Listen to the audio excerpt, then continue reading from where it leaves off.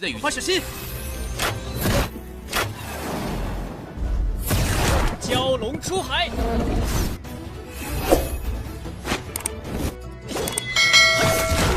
抽宝，活命！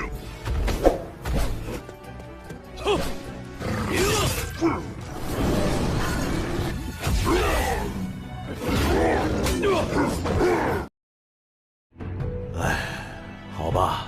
Sova terus melanjutkan latihannya sampai larut malam. Dalam latihan tersebut, dia menunjukkan perkembangan yang sangat baik. Alhasil sebentar lagi dirinya akan kembali mencapai ranah kedua atau bukaan spiritual.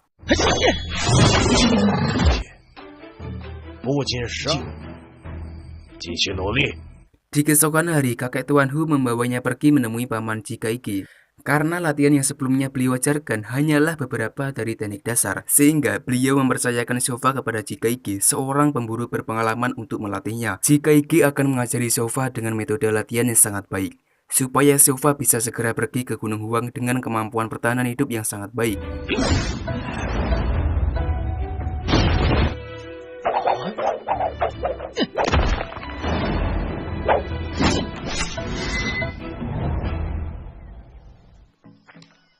Setelah latihan tersebut, Paman Kaiki langsung mengajaknya untuk bertemu dengan 3 pemburu handal desa Longtou. Dia bernama Jishu alias Kepala Desa 2. Paman Jishu sangat bangga dengan Jisova yang kini roda kehidupannya telah pulih kembali. Dan dia bernama Jisehong, sedangkan dia bernama Jisangfeng. Paman Changfeng memintanya untuk segera kembali dan bersiap diri. Karena keesokan harinya, ia akan bergabung dengan kelompok pemburu untuk mencari mata air spiritual, sekaligus melatih kemampuannya atas permintaan langsung dari Master Hu. Di pagi harinya, Sova dengan Paman Kaiki menunggu kedatangan 3 pemburu lainnya, sembari berlatih teknik-teknik dasar berburu di hutan.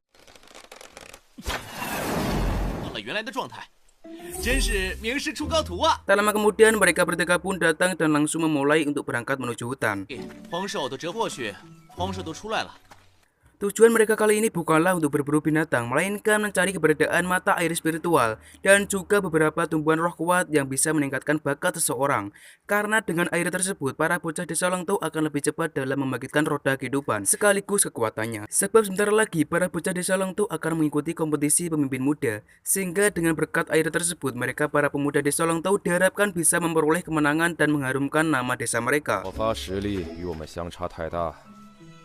Sebelum melanjutkan perjalanan, Paman Jishu mengingatkan bahwa mereka semua akan bertemu dengan warga desa lain dengan tujuan yang sama, sehingga mereka harus bersiap dalam pertarungan sengit yang pasti akan terjadi.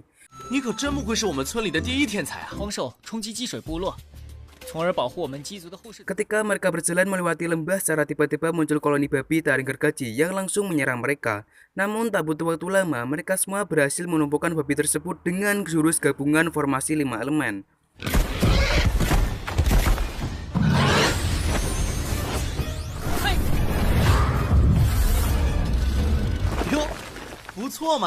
Dan ternyata suara keributan yang mereka timbulkan mengundang para serigala darah hijau berdatangan yang langsung ngepung dan menyerang mereka. Nampak mereka sedikit kewalahan menghadapi serigala yang berdatangan silih berganti. Sova mengeluarkan teknik-teknik memukau, tapi itu belum cukup untuk menghentikan pertarungan tersebut.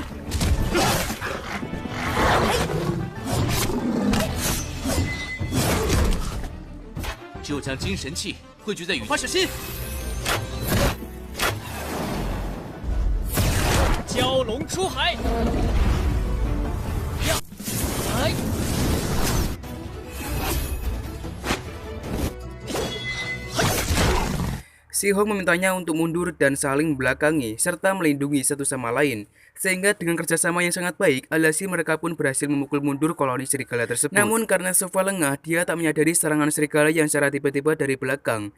Alhasil ia pun terluka parah dan harus secepatnya melangsungkan meditasi untuk meredam rasa sakit akibat luka tersebut.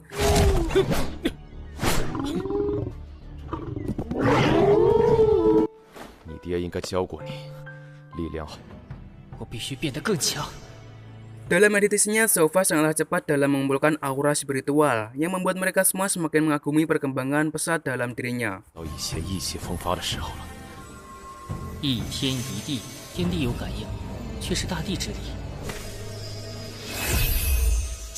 Dan segera Xiaohong pun membangunkannya karena tempat itu bukanlah tempat yang cocok untuk meditasi, sehingga mereka semua harus secepatnya pergi dari tempat tersebut dan melanjutkan perjalanannya. 你重新感受到了天地灵性。 Mereka berharap Xiaofa sudah siap akan kesulitan dan bahaya yang akan dihadapi selanjutnya. Mengingat sesuatu yang mereka cari bukanlah hal biasa. Mereka melanjutkan perjalanan sampai larut malam dan memutuskan istirahat sebelum masuki lebih dalam jalanan tersebut.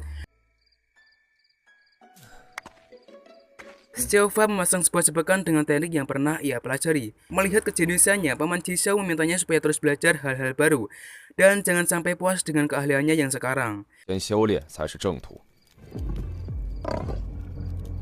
Tiba-tiba muncul seekor hewan buas yang mendekati mereka. Paman Jishou pun langsung mengeluarkan tombaknya dan menyerang hewan tersebut. Serangannya berhasil melukai hewan tersebut dan ternyata hewan itu mempunyai tingkatan 3 di atas keahlian Xiaofa, sehingga beliau hanya mengizinkannya melihat dan mempelajari teknik tombak yang Paman Jishou keluarkan.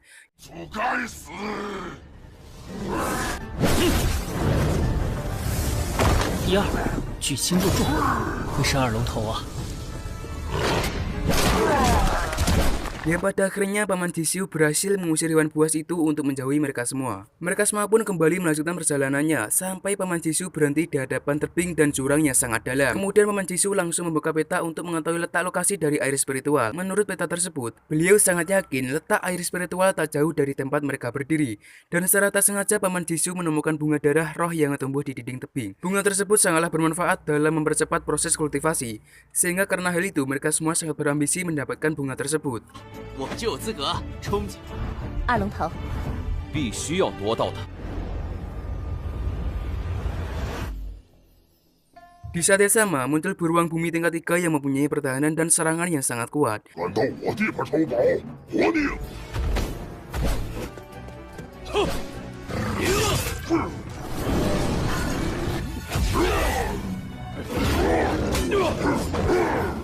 Dan benar, bahkan serangan gabungan Paman Jishou dengan Cheng Feng tak sedikit pun melukai beruang itu, sehingga Paman Jishou memutuskan untuk mundur daripada membahayakan keselamatan mereka. Beruang itu terus mengejar Paman Jishou dengan Cheng Feng, sedangkan mereka berniat akan mengambil bunga darah roh. Tapi lagi-lagi muncul beruang bumi dengan tingkat 2. Mengetahui kekuatan beruang itu yang tak terlalu kuat, Xiao Heng pun memutuskan untuk langsung menyegelnya. Sementara itu, jika Ige naik ke dinding tebing mengambil bunga darah roh. Ketika ia akan memetik bunga tersebut, tiba-tiba datang Ti Kong Feng yang merupakan orang terkuat di ranah pelangi darah dari desa Tijia yang langsung menghentikannya. 可不是我们吗？ Xiao Heng pun tak tinggal diam, dia melepaskan kembali beruang tersebut. Dan dengan nalurinya, beruang itu pun akan melindungi bunga darah tersebut. Ketika Ti Kong Feng menghadapi beruang bumi, di saat itu juga dengan sangat cerdiknya, Xiaofa naik ke atas tembok tebing dan membawa bunga darah itu pergi.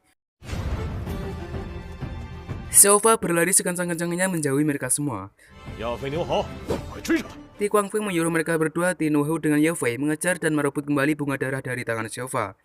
Sedangkan mereka berdua dihadang cycle yang sengaja dibuat Ti Kong Feng untuk menghalangi mereka membantu Xiaofa. Sehingga kini Xiaofa dikejar 2 bocah sekaligus di dalam hutan yang ia belum sepenuhnya menguasai medannya. 我的精髓速度还可以提升一波。 Dia terus berlari dengan memanfaatkan teknik langkah rubah yang ia kuasai, sehingga dia bisa berlari 2 kali lebih cepat dan lolos dari kejaran mereka berdua.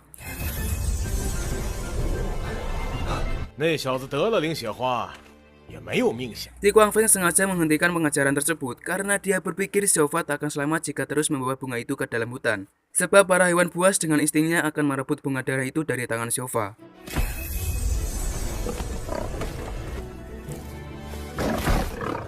Dan benar, kini Xiaofa dikejar para hewan buas yang menginginkan bunga darah. Hewan buas tersebut terus mencoba menyerang dan mengejar Xiaofa.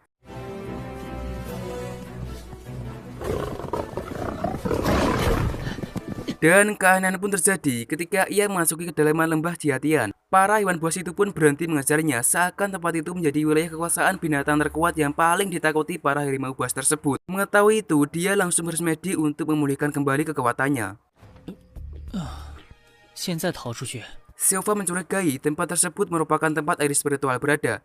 Dia terus memberanikan diri untuk menelusuri lebih dalam lagi tempat tersebut. Dan itu semua ia lakukan demi Desa Langtau tercinta. Sebab jika nanti dirinya berhasil mendapatkan air spiritual, maka Desa Langtau akan mempunyai kesempatan besar memenangkan kompetisi pemimpin muda 13 desa. Silva terus berjalan sampai dirinya dibuat terkejut dengan keberadaan air terjun yang sangat besar di hutan tersebut. Ketika dia mendekati air terjun tersebut, secara tak sengaja dia mendengar rintihan rubah yang nampaknya sedang terluka. Ia pun menghampiri rubah itu dan langsung menggendongnya untuk mengobati lukanya. Rubah tersebut merupakan seekor putri rubah. Sebenarnya rubah itu tak ingin disentuh manusia. Namun ketika Silva menggendongnya, dia langsung merasakan kenyamanan ketika berada di samping Silva.